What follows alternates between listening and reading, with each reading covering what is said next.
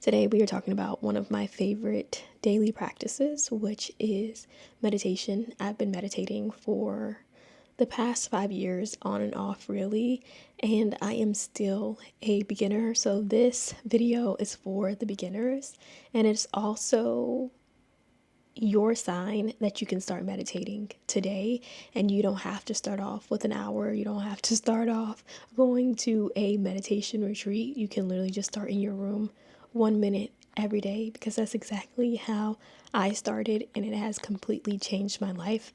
It's completely changed my capacity to hold emotions for myself and also for others. And I really do believe that through this practice, my EQ is becoming much higher than my IQ, or maybe even meeting it at that point. And so let's get into the reason why you need to start meditating today if you haven't. And if you are someone who meditated and then kind of fell off, this is welcome you back into the fold. For those who don't know me, I am Imani Adia, the founder of Soul 360 and creator of the Limitless Method. I help founders, creators, and leaders just like you to become and align with their most limitless selves. What's really interesting is that there are actually so many different types of meditation. There are food meditations, there are walking meditations, there are your sitting meditations, which you are probably most familiar with. I do a lot around sitting meditations. That is what I usually do on a daily basis. I will say though, during my senior year of college, I was actually part of a class where I was introduced to walking meditations, and that completely changed my life. And it's funny because I was actually able to talk to the professor who was over that class about a month ago, and I had the opportunity to tell her that she changed my life. That walking meditation class literally saved me, because during that time I was doing my thesis, which in itself is a lot of work, but the ideas that I was talking about and thinking around could just be really, really heavy. I was doing some ethnographic research and just ethnographic research in general around America and being Black in America, and also diving in and dissecting the works of Toni Morrison and James Baldwin and all these other amazing writers and thinkers. And while doing that, it was just a lot of heaviness, and being able to be in that class and to do that walking meditation was something that was just so helpful for me during that time. It's funny because the semester before, I was doing sitting meditations just by myself. It was something that I wanted to show up for myself in a way that I hadn't before. And so one of the practices that I started doing was just a 15-minute go on YouTube and listen to a meditation. And then I ended up joining that class, not even knowing that walking meditations would be part of what we would be doing. And that's when I was able to start doing longer meditations for about 30 minutes to an hour. And was actually really, really helpful, because what meditation is you becoming familiar with yourself, you becoming familiar with your breath. And I know that being still can be so hard, especially in the society that we live in, when we have phones, right?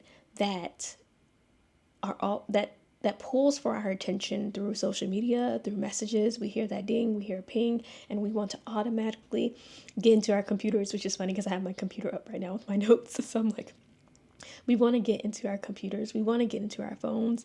We want to get into the world that is around us.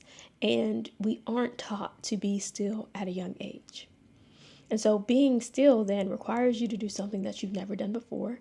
And when you've done something that you've never done before, you get very uncomfortable.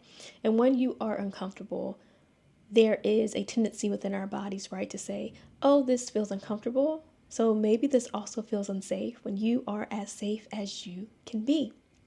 You just are uncomfortable and your body doesn't like it. And so some tips that I have for people who are just trying meditation out for the first time, or you're a person who says my mind is always racing. Number one, know that you can start meditation off with literally just doing a minute, right? Number two, allow yourself to just sit and to focus on your breath, breathing in, breathing out. Number three, anytime there is a thought that comes up in your mind, allow the thought to come up. I still have thoughts that will come up during my mind during meditation. I just take note of the thought. Literally, I'm like, thank you, thought. I hear you. I will come back to you later. And I allow it to go away. And I go back to focusing on my breath, breathing in and breathing out.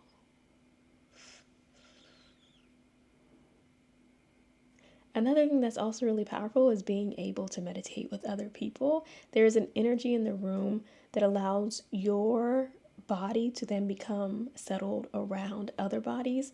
And for people who aren't used to sitting and being settled with their body, it's great to have other people around you to do this practice with you. Another thing that I know about meditation is when your mind is racing with thoughts, it can just be very uncomfortable to then have to think that I need to sit in the silence. And so another thing that you can do is definitely put on some music. I like to put on music, but I also like to put on a guided meditation sometimes, especially when I can feel myself a little antsy. I got a little bit more energy than I probably need. So just allowing yourself to breathe and to sit and get clear is what's really, really helpful. And so I say all of this to say that you may have seen what meditation may look like for someone else, but you can really create a practice for yourself. So you don't have to sit with your legs crossed. Maybe you need your legs straight and out. Maybe you are a person who would do better doing a walking meditation versus a sitting meditation. I think a sitting meditation is a good place to start. It was a good place for me, but the best thing that you can do as you are exploring the practice of meditation is to try just different types of meditations, also trying different voices, right? Especially for guided meditations. There are some YouTube videos I could instantly get into, and then there were other ones where I was like, I do not like this voice and I do not want it to guide me. And you are able, and you should be able to honor whatever it is that you are feeling in that moment when it comes to your meditation practice. Now, I will say, this is what I do personally. I meditate in the morning, and then I also like to meditate at night. It's part of my night routine. It's during the end, right? It's the ending reflection of my day. What does that look like? It looks like, what went well today? What could I have done better? What am I looking for tomorrow?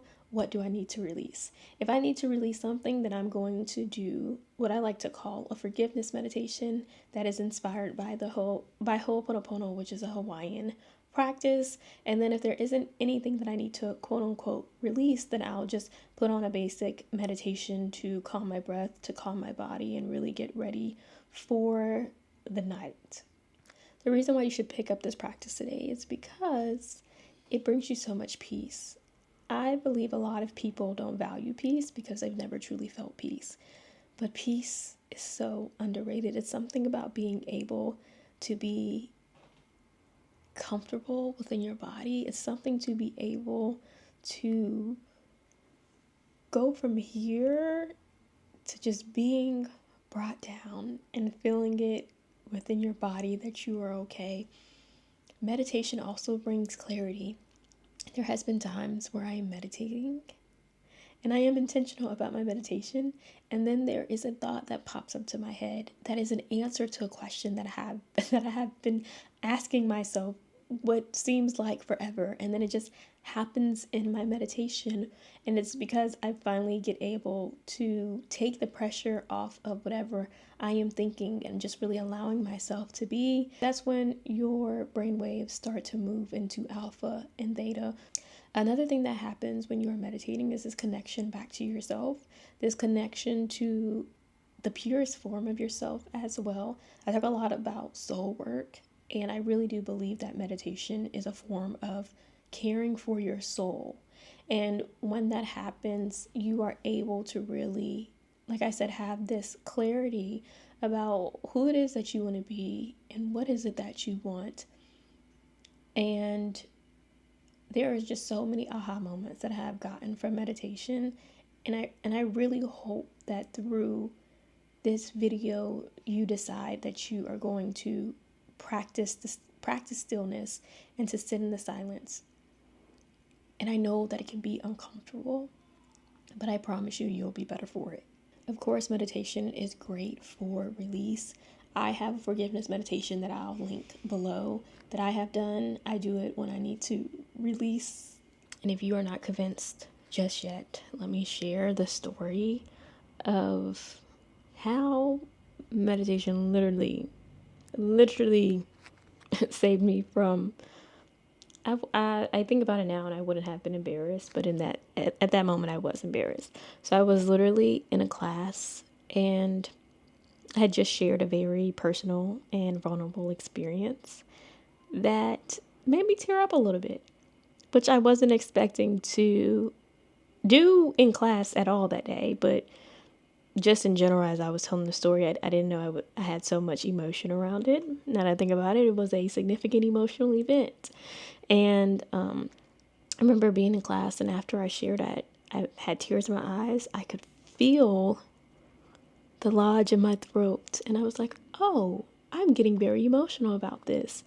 And my mind and my body instantly flipped into breathing and flipped into this meditative state that I had been practicing, right, for probably consistently 7 months by then. And it was a daily practice that I was doing during that time. And my body instantly switched to it. And I literally felt my breath calming down. I felt my body calming down. I felt the tears. I think a couple tears came out, but for the most part, I was starting to get back to this really good core emotional temp. And I did not have an episode or have a moment in class. I really don't think anybody even realized that I was crying. And I was so grateful, and I was so proud of myself, and I was so proud of my body. And I was like, oh my goodness, this meditation stuff works. Because I have been doing it every day, because I knew that I wanted to have a resource and a tool for when life was lifing and my body really showed up for me. My breath really showed up for me. And it was in that moment that I realized just how powerful meditation truly is. And what that is an example of, looking back, is nothing but emotional intelligence. Being aware, having self-awareness that there was something that was happening, and then being able to manage it by myself.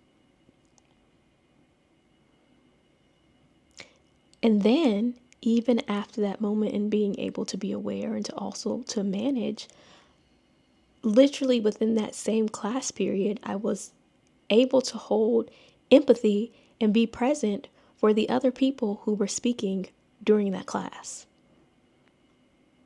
So much gratitude. So, this is your sign.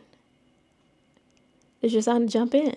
And so, what we're going to do right now is just practice a 1-minute meditation. I do them all the time on my calls, and I think this is honestly such a great time to do it now. So I'm literally looking at the clock. So we're going to do 1 minute. 1 minute is going to be good. So I just want you to close your eyes.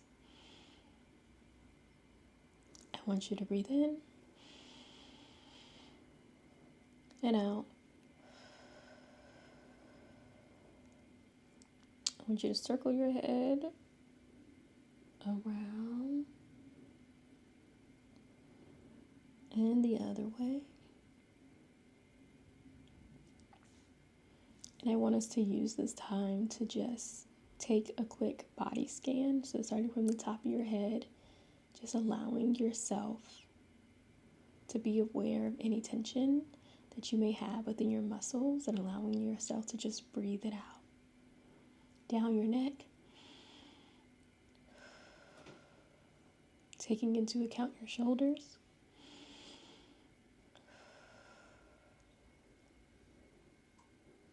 in your arms, releasing any tension using your breath, down your spine, into your hips,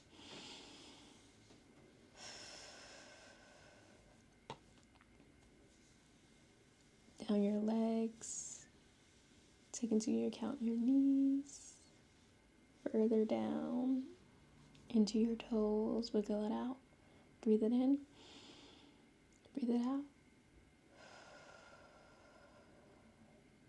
breathe it in, breathe it out, and one more deep breath in and out. And you can open your eyes when you're ready now and return back. See how simple that was? And see how great it feels? I didn't even close my eyes for that one. And I was just like, I really wanted to, if you couldn't tell. If you kept your eyes open during the practice, which you can totally do, but I think there is something amazing that happens when you close your eyes. And you can literally see me just wanting to be a part of it, and my body saying, yes, let's breathe. But it felt good even though I didn't close my eyes, but I am one of those where usually when I'm doing the practice, the lights go out. But I really hope you all enjoyed this video. I know it's different from what I usually do, but as I talk about the Limitless Method and I talk about releasing, defining, and aligning, meditation plays a role in all three of those steps. It plays a role in releasing, it plays a role in giving you space to really define, and of course it gives you space into aligning with who it is that you want. I am a firm believer that becoming your most limitless self, being the best version of yourself, requires you to care for yourself in a way that honors your values, that honors your body, that honors who you are, and always keeping that in mind and keeping that at the forefront, and using tools that you maybe didn't have before to help you step into that next level, whatever that may look like for you. If you are interested, like I said, I have the forgiveness meditation that I am going to drop below.